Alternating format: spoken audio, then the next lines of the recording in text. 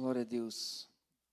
Baixa a sua cabeça em nome de Jesus, feche seus olhos. Pai, nós queremos te agradecer por ter essa oportunidade de ouvir a tua voz, de ouvir a tua palavra. Em meus louvores, eu creio que o Senhor já começou uma grande obra em nós. E o Senhor tem algo ainda para falar conosco nessa noite, que o Senhor possa nos alinhar, que o Senhor possa nos endireitar nossas veredas.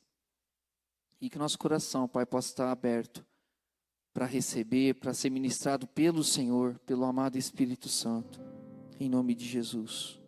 Em nome de Jesus. Em nome de Jesus. Tua é a honra, tua é a glória, teu é o louvor. Tudo te pertence, Pai. Glória a Deus. Nós te glorificamos. Nós te glorificamos, Jesus.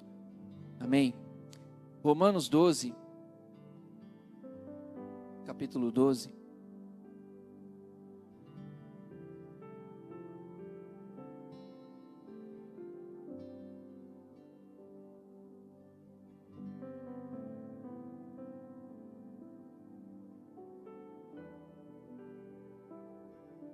Glória a Jesus.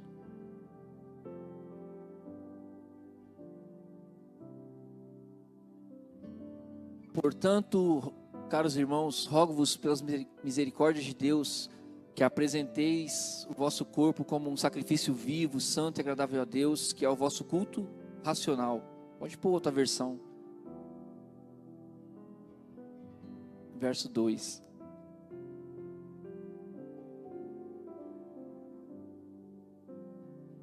Amém. Verso 2. E não vos conformeis com este mundo, mas transformai-vos pela renovação do vosso entendimento, para que experimenteis qual seja o quê? A boa, agradável, Mas transformai-vos pela renovação do vosso entendimento, para que experimenteis qual seja a boa, agradável e perfeita vontade de quem? Interessante que o último cântico, nós falamos sobre a vontade de Deus, né? E eu, por isso que eu amo cada dia mais esse Deus, por causa dos detalhes, dos mínimos detalhes, né? E a gente só vai tendo noção disso depois de que as coisas vão tomando forma. Aqui nós estamos falando sobre a vontade de Deus. Romanos 12 fala isso. E no meu espírito estava de iniciar com esse texto, porque eu abri esse texto no sábado passado. O pastor passou por Romanos 12 na escola bíblica, também no domingo, se eu não me engano, à noite. Porque Deus está bradando para que a gente olhe para Ele. O Senhor está bradando para que a gente olhe para a vontade dEle. Mas o texto inicia dizendo que é necessário ter uma transformação na nossa mente, principalmente nos dias que nós estamos vivendo. Ali fala da boa, agradável e da perfeita vontade do Senhor. Quantos querem viver na sua vida o ápice da vontade perfeita de Deus e agradável?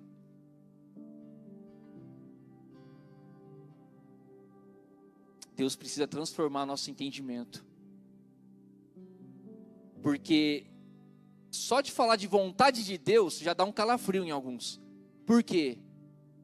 Porque há um conflito muito grande com as nossas vontades. Não é verdade? Com os nossos jeitos, com os nossos planos. Esse é um conflito que a gente trava todos os dias. Das nossas vontades com a vontade de Deus. Verso 2. E não vos conformeis com este mundo, mas transformai-vos pela renovação do vosso entendimento, para que experimenteis. Querido, Deus quer tocar no entendimento da sua igreja. Deus precisa tocar no nosso entendimento.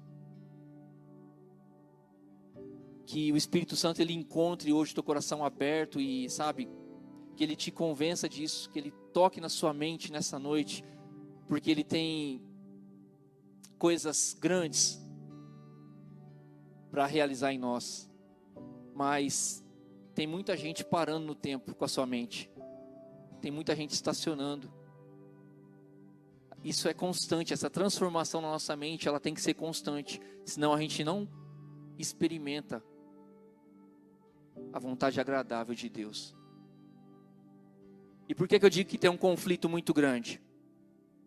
E o Senhor continua bradando isso. Olha para mim, olha para a minha vontade. Principalmente nos dias de hoje, né? Porque no ser humano está incutido, né?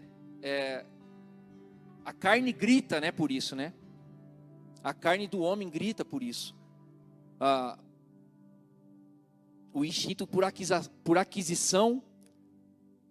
Tem muitos instintos no ser humano, né? Muitas vontades na nossa carne. E aqui eu destaquei algumas. O de aquisição, o de aceitação, o de alimentação, o de reprodução e também o de adoração. Todo ser humano, ele quer ter, ele quer possuir. E é isso que o Espírito Santo, é esse o trabalho do Espírito Santo. É esse conflito que a gente percebe que há hoje na igreja. Tem muita gente que não consegue parar de comprar. Ele quer ter. É uma pessoa que está desenfreada, esse instinto de aquisição. Ele quer ter, ele quer comprar. O de aceitação é quando a pessoa ela tem a necessidade de que aquilo que ela fala seja ouvido e seja aceitado. O de alimentação. O Espírito Santo também quer controlar.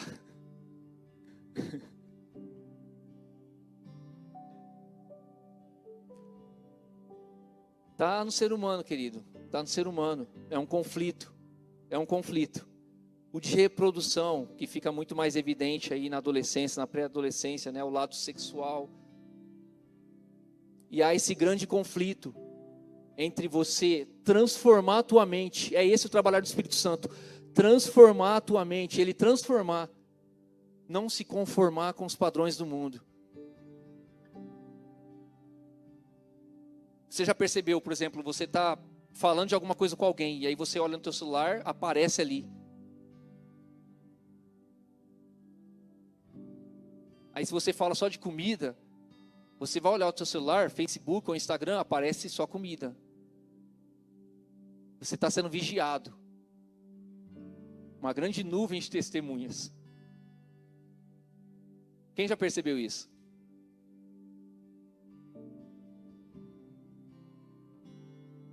O Espírito Santo, ele precisa trabalhar na nossa mente. O Espírito Santo precisa transformar o nosso entendimento. Nós precisamos ser renovados, queridos. Nós precisamos urgentemente de um backup espiritual. De uma lavagem da parte de Deus. O Espírito Santo, ele quer dominar sobre esses nossos instintos, sobre esses nossos desejos, sobre essas nossas preocupações. Muitas vezes, como foi dito aqui, a gente percebe que as pessoas estão aéreas, estão longe, porque as preocupações tomam conta da mente das pessoas. Até dentro de um culto, até durante uma palavra. A gente que está aqui em cima, às vezes, no Ministério de Louvor, ou pregando, ou ministrando, a gente percebe. O pastor citou aqui, recentemente, que ele viu muitas pessoas no celular, preocupado com o que ia acontecer. Com o que estava por acontecer, esperando a apuração dos votos.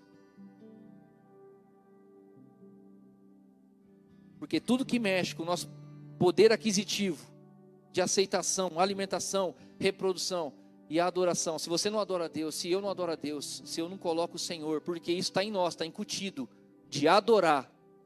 Se não é Deus que está no lugar, no centro da nossa adoração, alguma coisa está. Ah, Júlio, mas eu não adoro nada, não tem nada. Mas não sai da cama, mas não sai do sofá, é uma adoração. Mas não sai do celular, não sai da televisão, é uma adoração. E Deus está bradando, deixa eu transformar a tua mente, o teu entendimento. O Senhor quer nos renovar para que a gente experimente a boa, agradável e perfeita vontade dEle.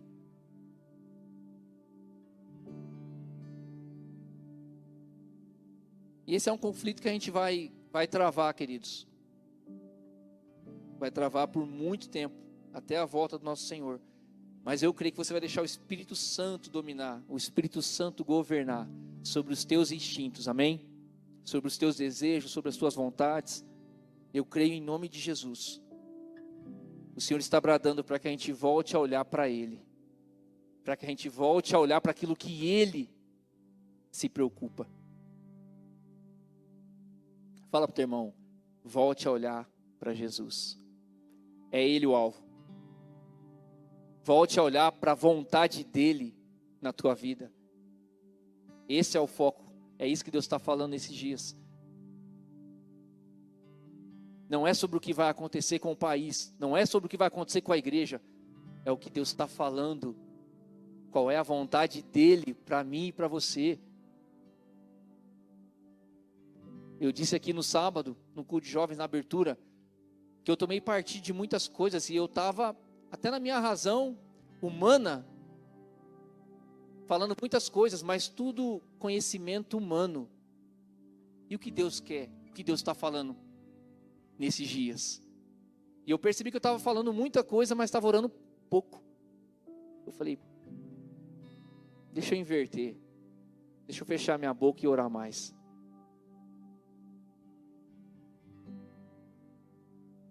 Porque se a gente não deixa o Espírito Santo bradar dentro de nós, a gente é levado pela massa. A gente é conduzido pelo sistema. Não vos conformeis com este mundo. Tinha um amigo meu, um pastor, que ele sempre falava, são coisas boas que vai tirar muita gente do céu. Coisas aparentemente boas, vai tirar muita gente do céu. Deus está clamando, bradando para que a igreja olhe para aquilo que Ele se importa. Mateus 26, 41.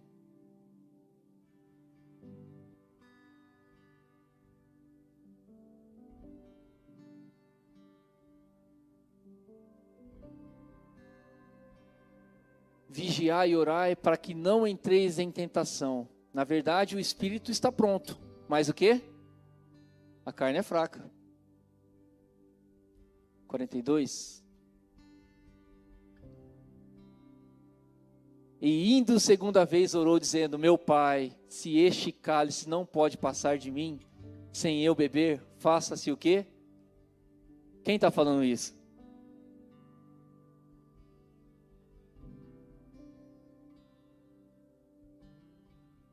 Tinha algo que estava o perturbando. E ele não queria enfrentar aquilo. Mas ele falou, Senhor, se possível, faça de mim. Mas contudo, não seja feita a minha vontade. Porque eu sei que eu estou aqui para cumprir a tua vontade. Essa tem que ser a nossa preocupação hoje.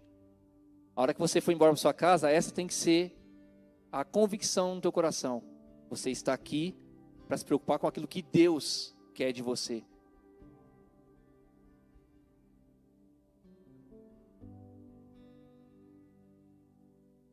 Verso 41 de novo. 41. Vigiai e orai para que não entreis em tentação, por causa desses conflitos que a gente disse no início.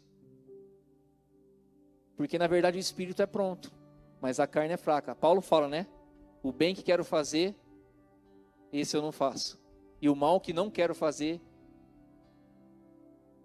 é isso aqui, ó. O espírito está pronto. Deus sabe que muitas vezes você não quer falhar, você não quer errar. Mas tem aquele jargão de pregador, né? É pouca oração, pouco poder. Muita oração, muito poder. Você vence a carne orando, jejuando. O espírito está pronto, mas a carne é fraca. Verso 42. E aí ele continua clamando e ele fala, mas contudo não seja feita a minha vontade, né? Mas a tua. Mateus 6:31. Ainda falando desse conflito entre aquilo que a nossa carne, o lado humano, não andeis, pois, inquietos. Será que tem alguém inquieto nessa virada de ano? Com tudo que está acontecendo? É isso que Deus está falando. Olha para mim. Olha nos meus olhos. Eu quero revelar a minha vontade. Eu estou falando. Não andeis, pois, inquietos, dizendo o que comeremos, ou o que beberemos, ou com que nos vestiremos. Porque todas essas coisas os gentios se preocupam. É isso que você está vendo nas redes sociais. O que vai ser? A picanha vai ser de graça mesmo? Não é isso? Porque todas essas coisas os gentios se preocupam. De certo, vosso Pai Celestial bem sabe que necessitais de todas essas coisas. Ah, você pode dar um glória a Deus aí? Aleluia. Continuando. Mas tem uma condição. Mas buscai primeiro, seja feita a tua vontade, não a minha. Não adianta, irmãos, brigar, espernear. Não adianta. Não é quem grita mais, não é quem sabe mais, mas buscar em primeiro o reino de Deus e a sua justiça. E todas essas coisas vos serão acrescentadas. Será que Deus está falando com a gente? É um tempo da gente matar a carne. Porque senão ela vai gritar muito. Gálatas 5:17.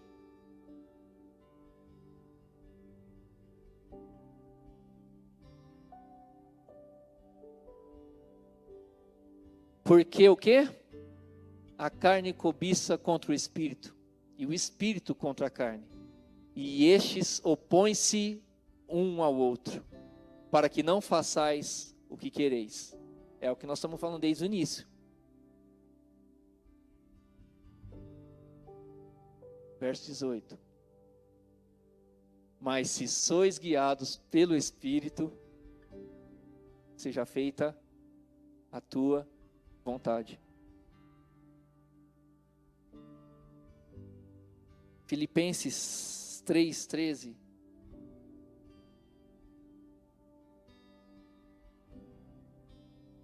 Irmãos, quanto a mim, não julgo que o haja alcançado, mas uma coisa faço, e é que, esquecendo-me das coisas que atrás ficam e avançando para as que estão diante de mim, prossigo para onde? O Senhor está dizendo para você olhar para Ele. Ele é o teu alvo.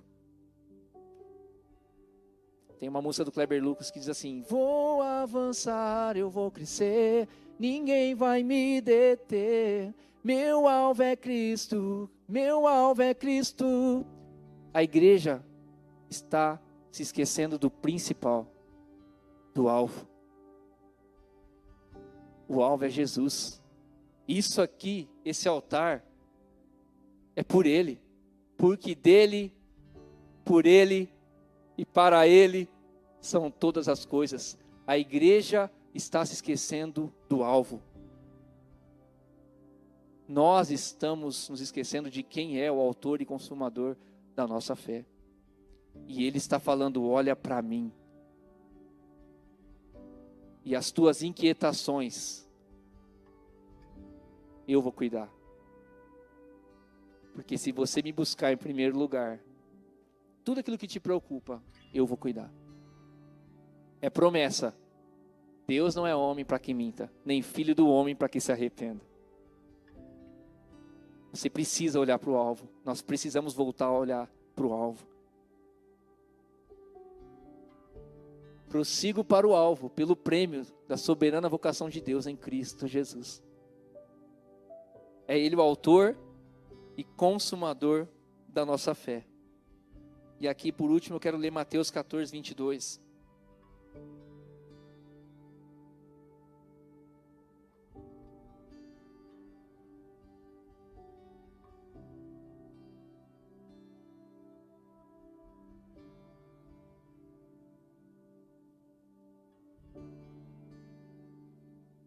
E logo ordenou Jesus que os seus discípulos entrassem no barco e fossem adiante para outra banda, enquanto despedia a multidão. E despedida a multidão, subiu ao monte para orar. Jesus só ensinou aquilo que ele fazia. Ele queria dar uma grande lição para os seus discípulos e para nós, igreja, hoje. E chegada já à tarde, estava ali só. E o barco estava já no meio do mar, açoitado pelo quê? Pelas ondas. Porque o vento era contrário. Mas à quarta vigília da noite, dirigiu-se Jesus para eles, caminhando por cima do mar. E os discípulos, vendo-o caminhar sobre o mar, assustaram-se, dizendo: é um fantasma, e gritaram com medo. Jesus, porém, lhes falou logo, dizendo: tende bom ânimo, sou eu, não temas. E respondeu-lhe Pedro e disse: Senhor, se és tu, manda-me ter contigo por cima das águas. E ele disse, ele olhou para o alvo. Eu imagino essa troca de olhar, assim como aquela que eu disse de Jesus com Zaqueu. Ele olhou para Jesus e disse: se é o Senhor, está tudo desmoronando aqui, mas se é o Senhor, eu sei que eu posso andar por fé. E Jesus fala assim: sou eu, vem. E Pedro, descendo do barco, o que fala ali? Andou sobre as águas para ir ter com Jesus. Só até aí, por enquanto. O mar estava revolto. Jesus, ele sobe para orar e dá uma ordem para os discípulos para eles irem até para o outro lado.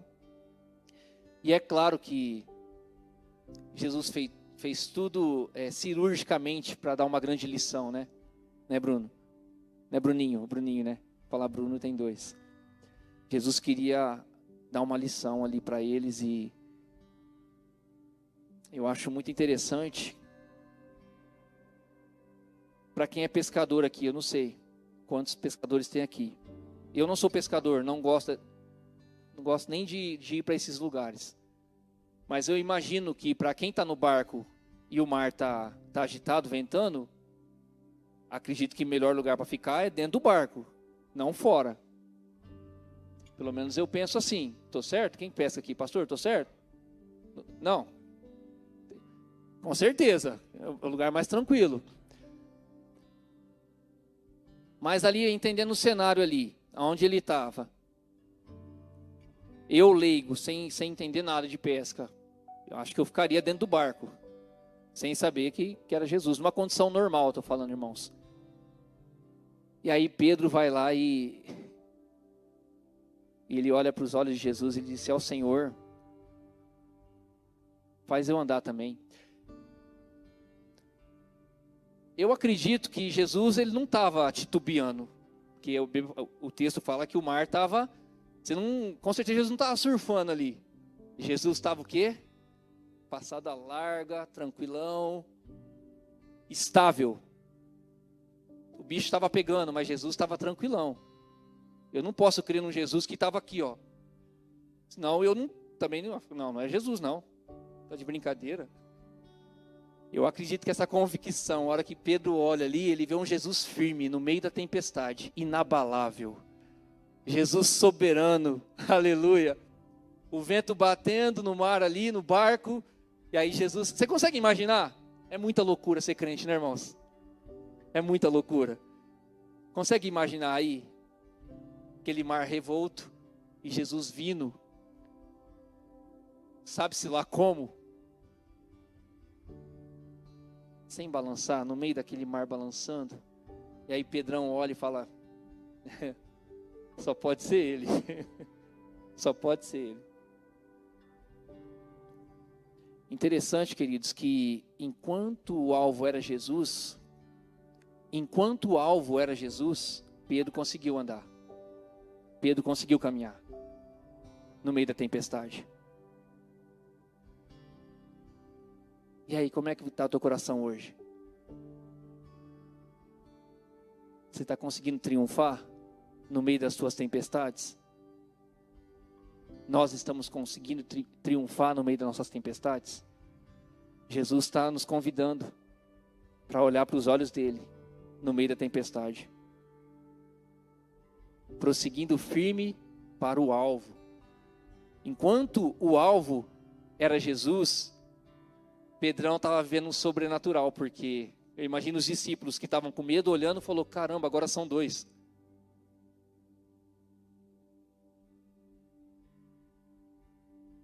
Esse dia eu vi um meme, né? Só teve 3 pessoas que andou sobre o mar. Jesus, Pedro, e eu vi um cara correndo de um boi. O cara pulou assim na foto, parece que ele está andando sobre as águas. Quem já viu esse meme, essa foto aí? Giovaldo, acho que é o nome do cara. Não sei quantas passadas ele deu. Mas voltando aqui. Enquanto Pedro estava olhando para Jesus, ele conseguiu provar do sobrenatural. E eu sei que aqui tem muita gente que já provou do sobrenatural de Deus. Já teve experiências maravilhosas. Enquanto Pedro olhava para Jesus, ele estava rompendo em fé.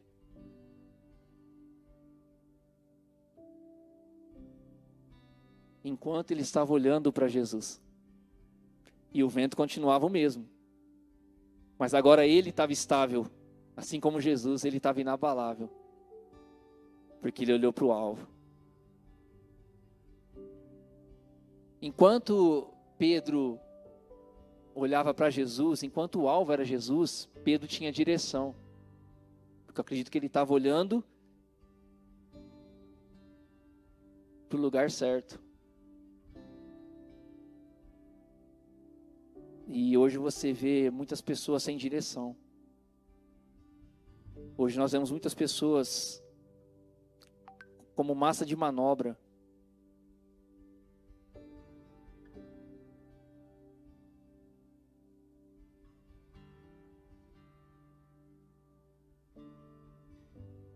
Pessoas completamente sem rumo. Jesus diz assim: eu sou o caminho, a verdade e a vida. Eu sou o caminho, eu sou a direção, eu sou a vereda. Enquanto Pedro olhava para Jesus, ele tinha direção.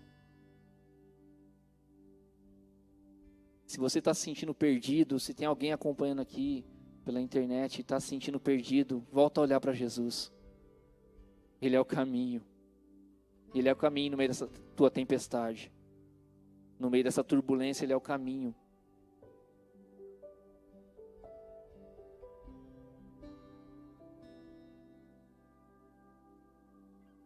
A gente conversava aqui no fim de semana e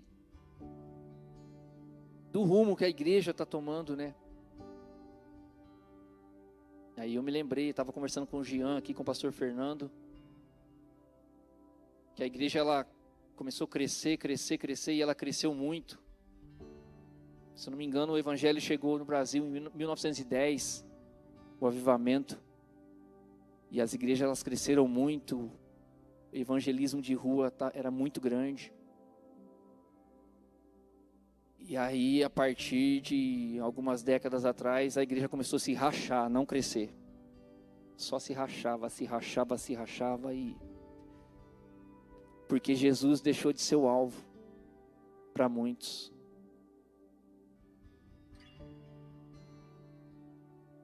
Eu fui pregar num culto de jovens uma vez, faz alguns anos já. E eu pregava embaixo, o lugar que a hora que eu cheguei, eu não acreditei no que eu vi.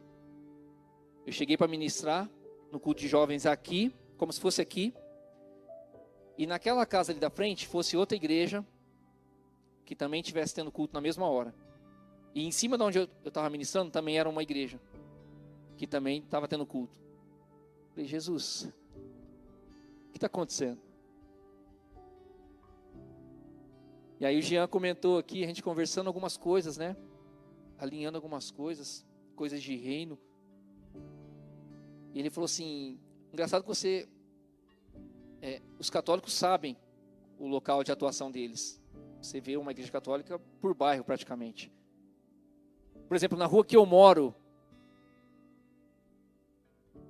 tem 3 igrejas praticamente uma de frente para a outra. Aí você pode falar, nossa, o reino está se expandindo.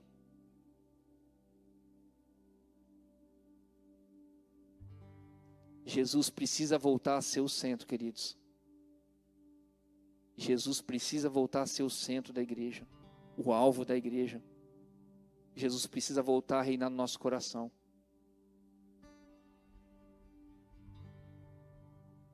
Enquanto Pedro tinha Jesus como alvo, ele andou. A hora que ele começou a olhar para o lado, Jesus deixou de ser o centro dele, ele começou a afundar. E eu tenho certeza que se Jesus não estivesse ali, tem a sequência do texto aí.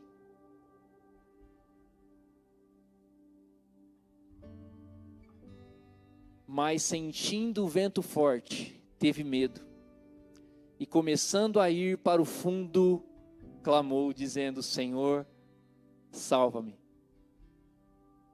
E logo Jesus, estendendo a mão, é isso que Jesus está fazendo com a igreja dele. Disse, homem de pequena fé, por que duvidaste? Por que tirou os olhos de mim?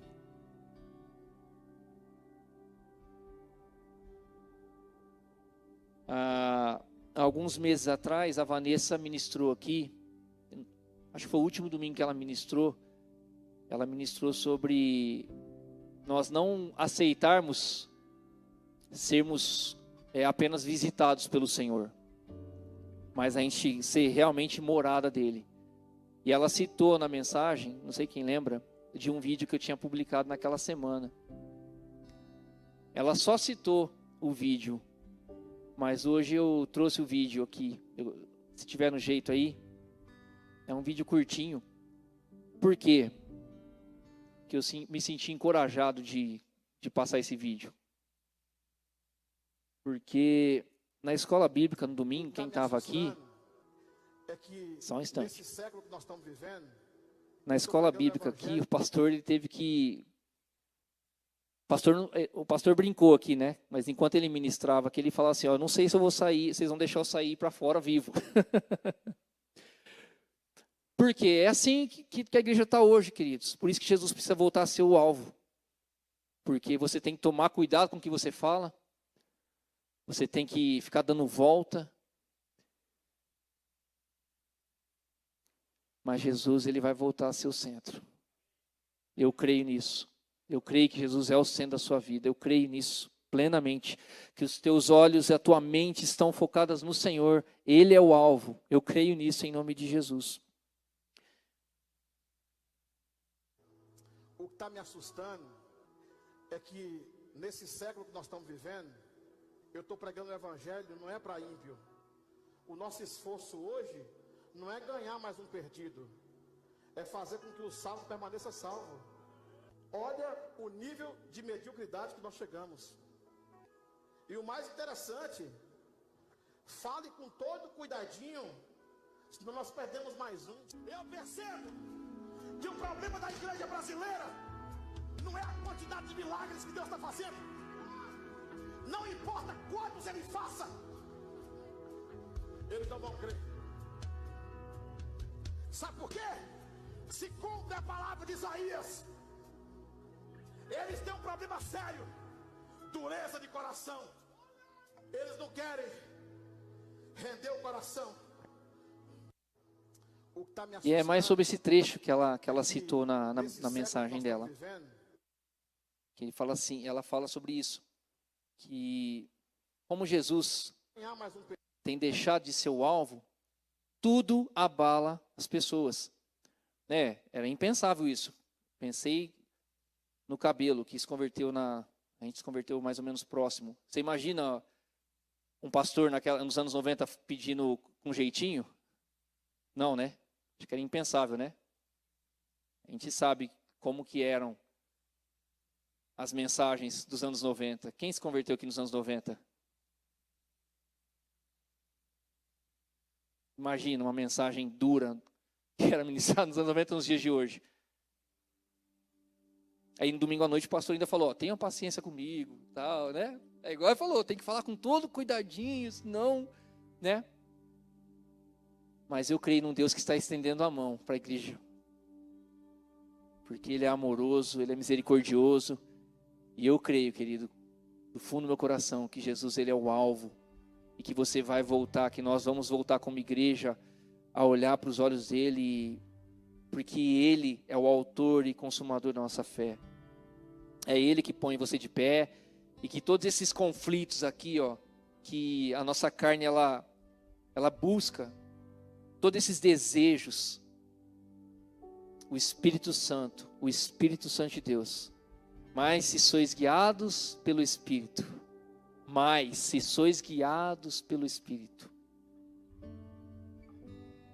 o Espírito Santo, Ele vai dominar sobre a nossa vida, em nome de Jesus. Se coloque de pé, baixa a sua cabeça aí, coloca a mão no seu coração. Amado Espírito Santo, nós te agradecemos por essa simples palavra. Eu creio que o Senhor está falando conosco como igreja, e eu creio que o desejo do teu coração é de ter um relacionamento verdadeiro com teus filhos, com a tua igreja, com a tua noiva. O Senhor está preparando uma noiva, Pai, e nós precisamos acender as nossas lamparinas, que não falte o azeite, que não falte o óleo sobre a nossa cabeça, em nome de Jesus. Porque a tua palavra diz que nós precisamos buscar, Deus, buscar, vigiar e orar, para que não entreis em tentação. Nós somos falhos, Pai. Nós pedimos perdão como igreja. Senhor. Nós somos falhos. Nós pedimos que o Senhor, Pai, nos estenda as tuas mãos, assim como o Senhor estendeu para Pedro. Ali não foi uma mão de acusação, Pai. Ali foi uma mão de amor. Um Deus que renova, um Deus que levanta. Um Deus que dá a segunda chance. Nós te amamos porque o Senhor nos amou primeiro. Aleluia. Glória a Deus. Isso, querido, começa a deixar fluir de dentro de você esse rio de gratidão, de um Deus que não te acusa nessa noite, mas de um Deus que te levanta nessa noite. E pede para você, para mim, para nós olharmos para Ele. Ele tem que ser o alvo. Se Ele for o alvo, a tempestade não te abala. Se Ele for o teu alvo, o meu alvo, os ventos não vão te derrubar, não vão me derrubar. Que o seu alvo, que o nosso alvo nessa noite volte a ser o Senhor. Ele seja o centro, Ele seja a direção. Ele é a rocha inabalável. Os que confiam no Senhor são como os montes de Sião, que não se abalam, mas permanecem para sempre. Amém? Eleva os meus olhos para o monte. De onde me virá o socorro? O meu socorro vem do Senhor, que fez os céus e a terra, por meio da sua vontade. E é essa vontade que nós temos que buscar, querido. A vontade boa, agradável e perfeita do Senhor. Esquece um pouco as tuas vontades e começa a focar no alvo, que é a vontade do Senhor. Amém? Você pode aplaudir ao Senhor bem forte? Amém?